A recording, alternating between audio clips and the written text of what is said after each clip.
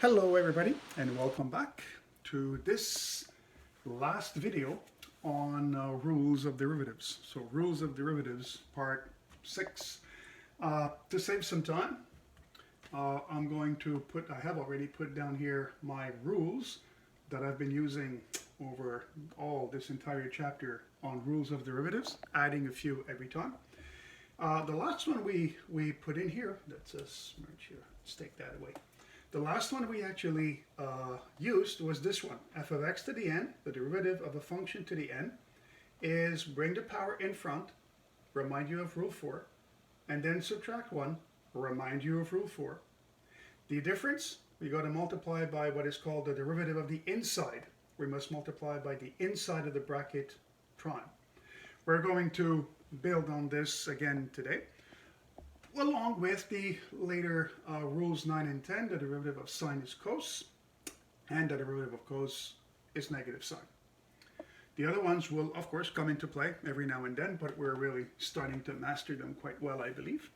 So, to continue on what we have done the previous video, why don't I call this example 3, because I've done 2 examples on chain rule. So example 3, so evaluate, what shall we have? Evaluate 1 over cos x plus 2 over x to the power of 3, and I want the prime of this. So what we have here is the derivative of some fairly complex expression known as 1 over cos x plus 2 over x to the 3. Now, what rule should I be using in order for us to figure this out? Well, I'm trying to practice my power rule for function, right? My chain rule. So I need a function that is raised to a power. Here's a function, here's a power, and here's the problem. It's downstairs, right? It's not where it's supposed to be. This is not 1 over f of x, it's f of x in the numerator. So let me call this guy, for simplicity, let me call this guy g of x, and let us rewrite g of x in a better way. Why don't we rewrite g of x as cos x plus 2 over x to the power of, what happens when the 3 downstairs goes up? What does it become? Negative 3, may we? So that's the function itself. Now what I want is its derivative. So what I want is its prime. So what I want is the prime of cos x plus 2 over x to the minus 3 prime. Well, now that actually looks a little better because this is a function that I could actually call f of x. And this baby here is my n. So I see now that I really have f of x to the n. So f of x is nothing else than cos x plus 2 over x, while n is not 3, but negative 3. Armed with this, all we got to do really is apply what the formula says. So the n comes in front. So the n comes in front. The function remains unaltered. So cos x plus, I don't really need another bracket there, do I?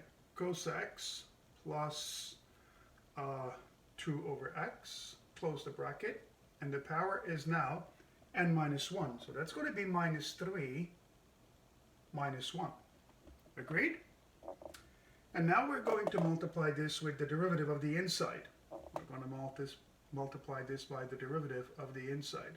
And if you paid attention to the previous video, you know very well that this content, what is inside this bracket, must always be identical to what is in this bracket.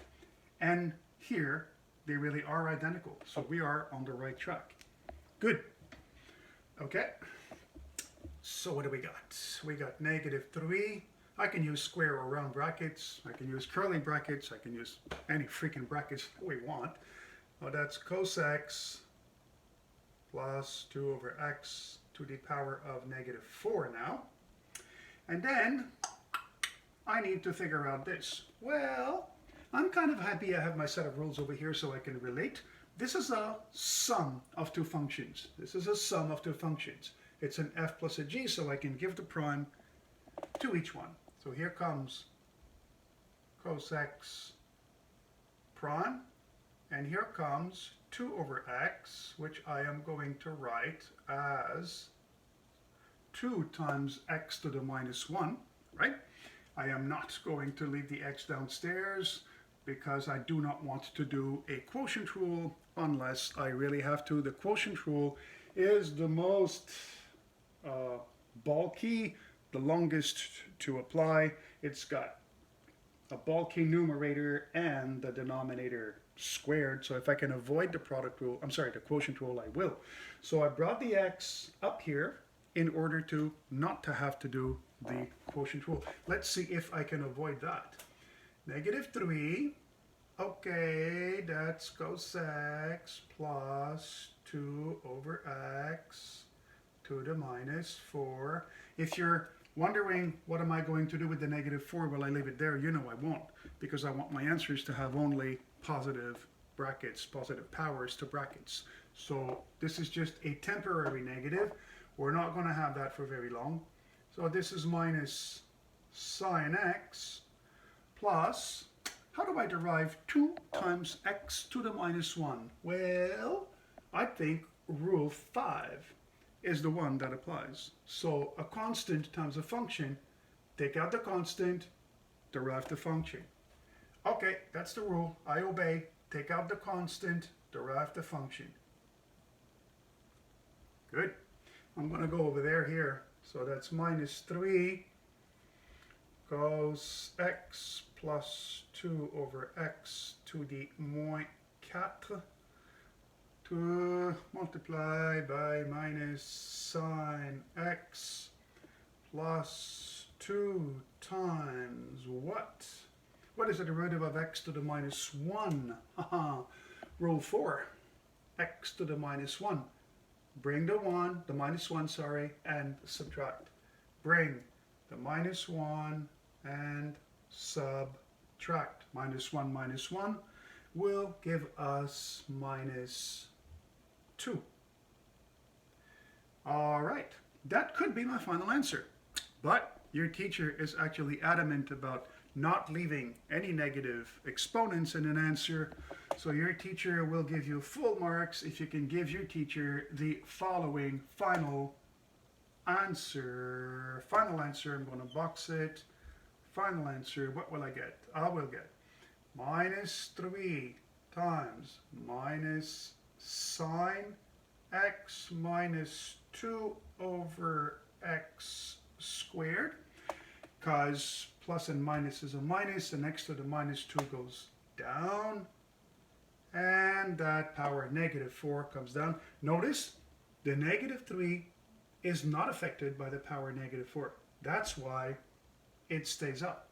But the bracket has the power negative 4, so the bracket goes down as a power of 4. Et voila. That is actually the correct final answer for exemple numéro 3. Good. Excellent.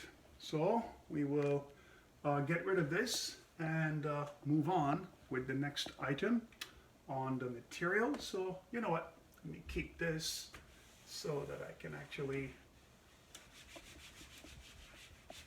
have it before my eyes. So, yeah.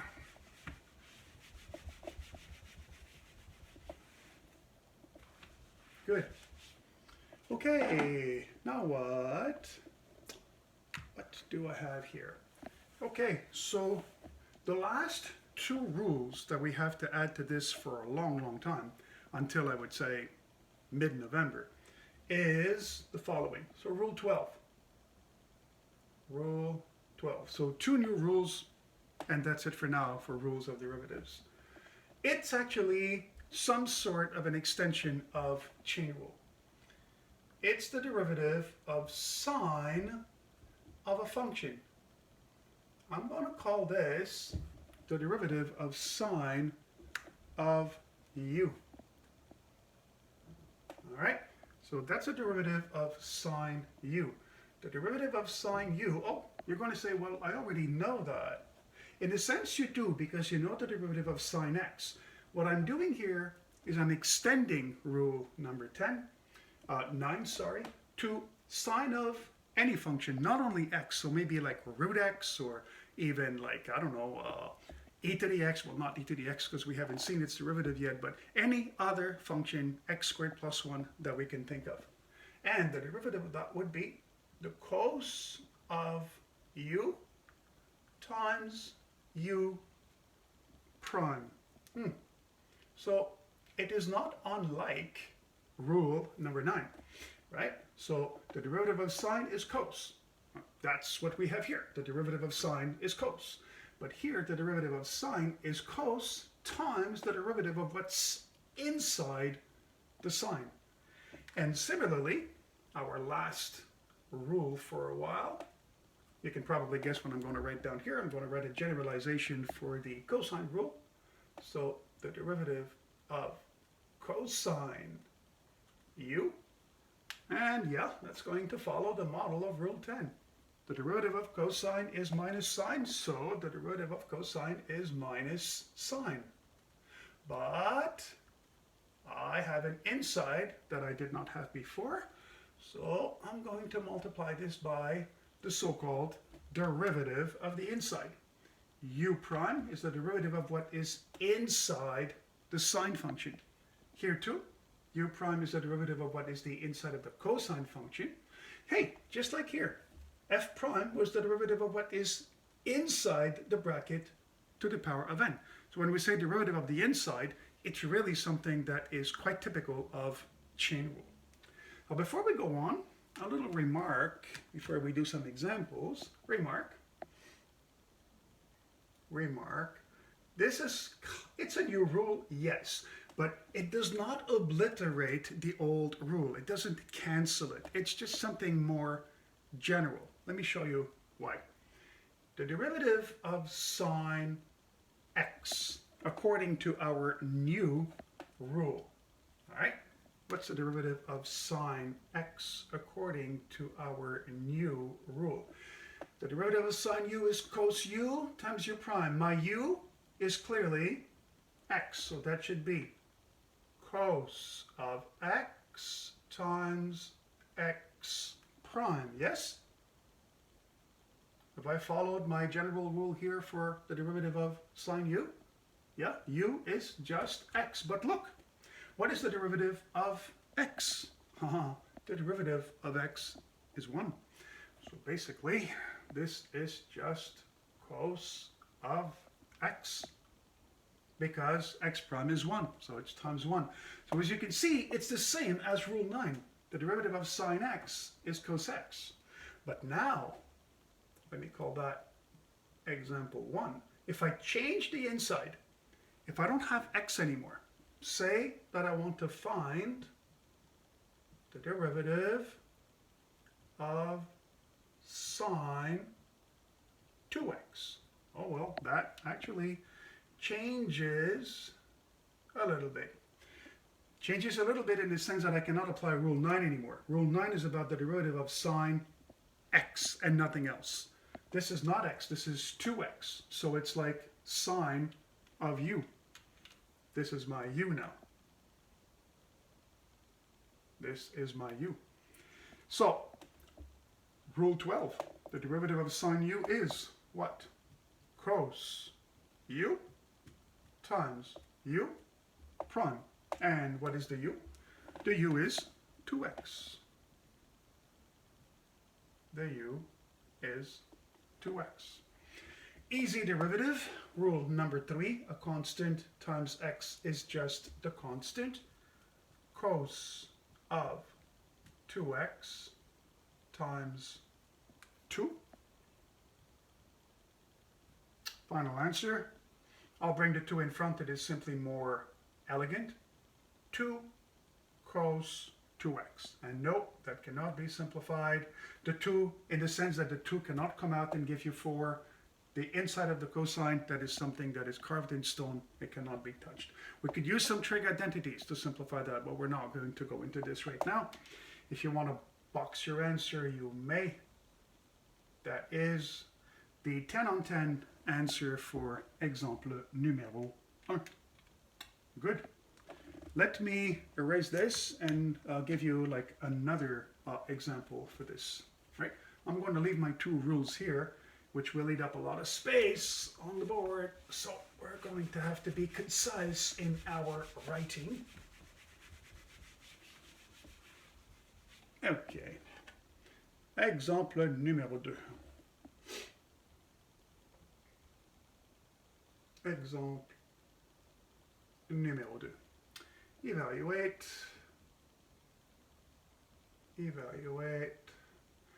the derivative of the cosine of, what could we have over here, x over x plus 1. We want the derivative of cosine of the fraction x over x plus 1. What kind of situation do we have here? Well, clearly, once again, we have here what is called the cosine of u. So I want a derivative of the cosine of u. I am going to have to call upon rule 13. Cosine of u is, the derivative is minus sine of u times u prime, and my u is x over x plus 1. So how does that work? Cosine of x over x plus 1 prime equal. So keep in mind, the inside of the bracket is your u, and I'm doing the derivative of cos u, where u is x over x plus 1. The derivative is minus sine u times u prime. The derivative is minus sine u times u prime. And what I put in there, of course, is my u. And what is my u? What is my u? My u is x over x plus 1. In both places. Right? Remember that what has to be in here must be the same as what's in there. So whatever is here must never vary. What is in here remains the same everywhere. Cosine of whatever is minus sine of whatever times whatever prime. Same thing inside everywhere.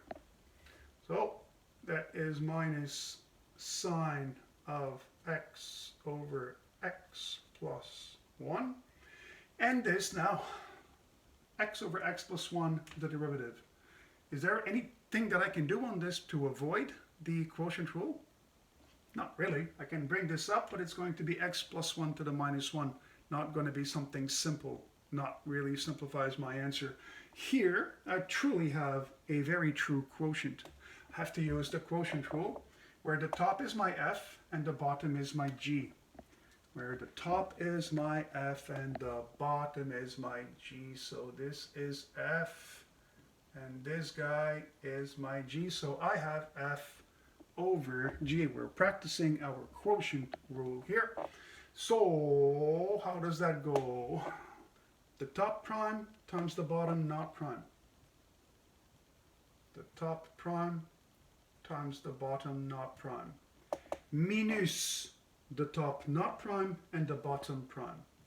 The top not prime and the bottom prime.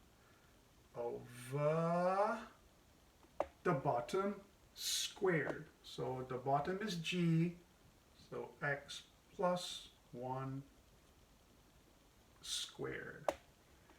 We're not done because, well, we still have some derivatives to evaluate. They're not very difficult. but we still have to evaluate them. So minus sine of x over x plus 1 times x prime, rule 2, it's just 1.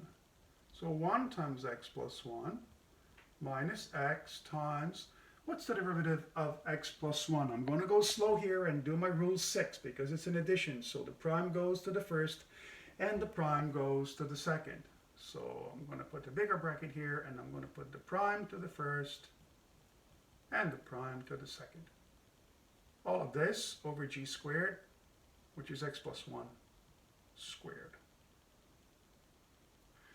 Good. We're almost done. Okay, so that's minus sine of x over x plus 1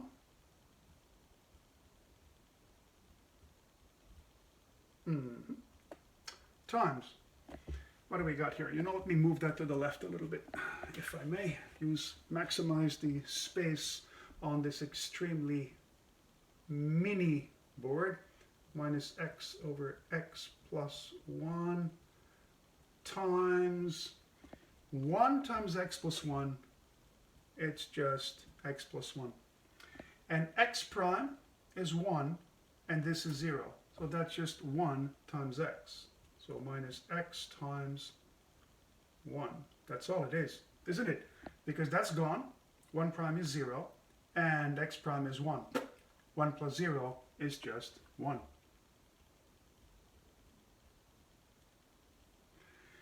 Okay, any simplifications at all before I actually consider boxing my final answer? Well, nothing can be done here, so that is bound to stay. Nothing can be done to minus the sine of x over x plus 1. Nothing at all. But the numerator here does have something for me, doesn't it? X and minus x. I am left only with 1. So times 1 over x plus 1 squared. Good. Could I merge x plus 1 squared with the x plus 1 to the 1 that is inside the sine function? No. Because what is inside the sine function can never be matched with anything else. So it's got to stay. That's that. Okie dokie. Good. That's not an entry-level example, like a medium-level example. Let's do something perhaps a little more involved. Example 3. I shall erase this again. Example numéro 3.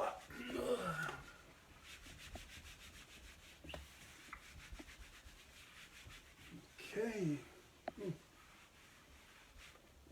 All right. Example 3.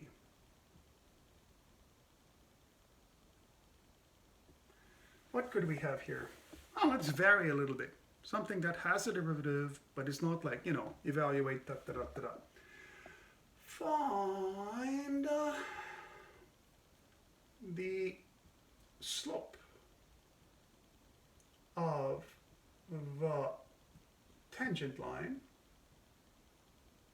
Find the slope of the tangent line to, call it g of x, is equal to the sine of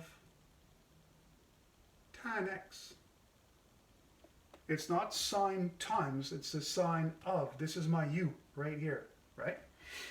At the point x is actually equal to pi comma 0. Okay, so keyword, can you spot the keyword in there? Yeah, you got it. Keyword, slope of the tangent line. Yes, this is the geometric interpretation of what? What is the slope of the tangent line? It's how geometrically we call the derivative. So basically, we need g prime.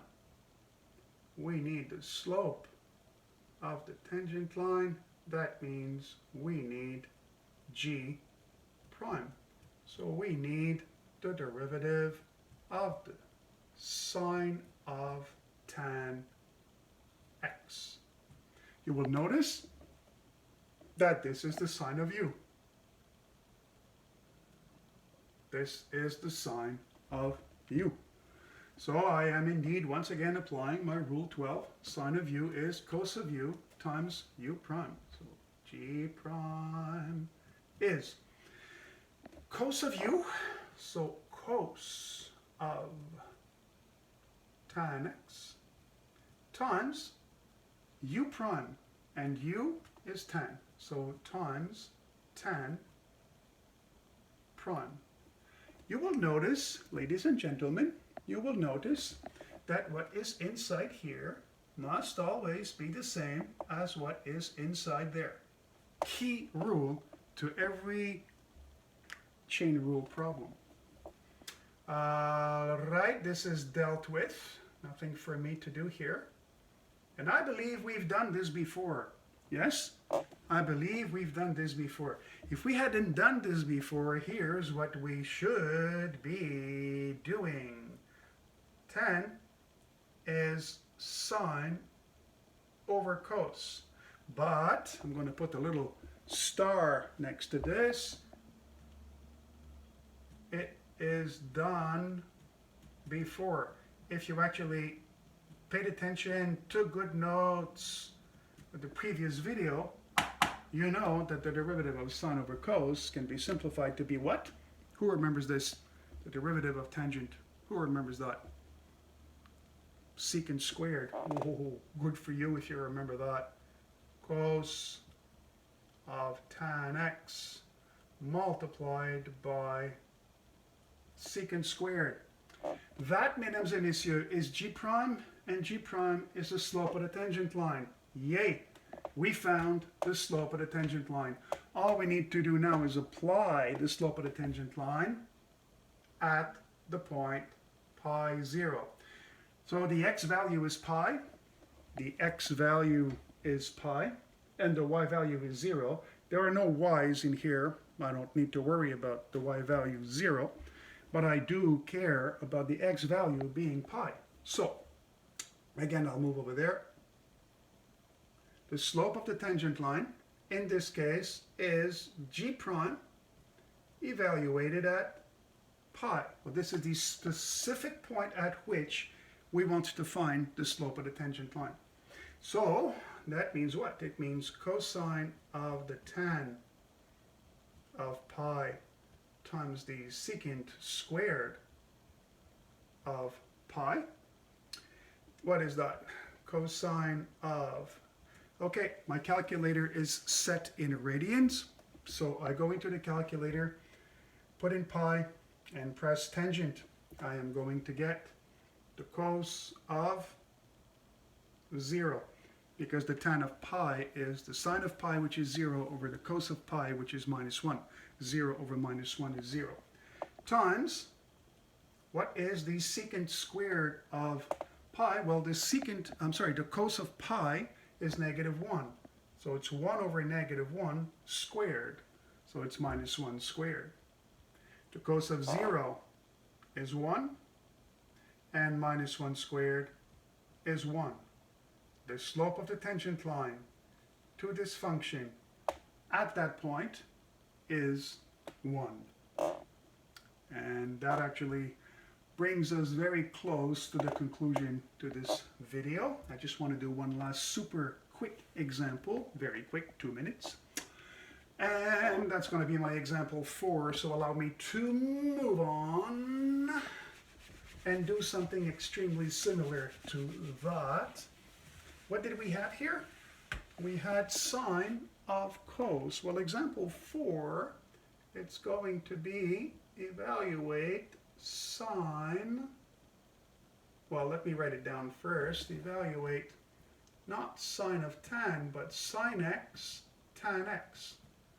That's got to be slightly different than example 3, because example 3 was the sine of the tangent. How is this different? This is not the sine of the tangent. How is this different? Ah, there's an x to the sine, and that means it multiplies the tangent. And that means that it's a multiplication, and that means I need to apply rule 7. So this is my f, this is my f is here, times this is my g. So I'm going to take a look at my rule 7. I haven't seen it in a while. F prime g, f g prime. So sine x multiplied by tan x, the derivative of that, is the derivative of the first times the second plus the derivative of the second, but not the first. So sine multiplied by tan prime. Hey, that is just sine x, not sine x squared, not sine 2x, just sine x, so I can apply rule 9 right away. This is cos x times tan x plus sine x times, haha, we've seen this guy, right? We just saw an example before, so I'm going to use the result that we've done before. The derivative of tan is secant squared. And if this answer is do not simplify, let's make it do not simplify, then we are done. This is the answer. If it were simplify, I would have to break all of these trigs into what they are, like the secant is 1 over cos, yada, yada, yada. Sine would be, tan would be sine over cos. There would be a multiplication. So that actually would simplify a little bit, right? But for now, let us call this problem DNS because we're out of time and we're good with that. All right, so this actually completes what we have done. The next time I rewrite this, I will have not 11, but I will have 13 rules, and we're going to sit on that for a little while. Okay, thank you for your attention. Wish you well. See you soon. Take care.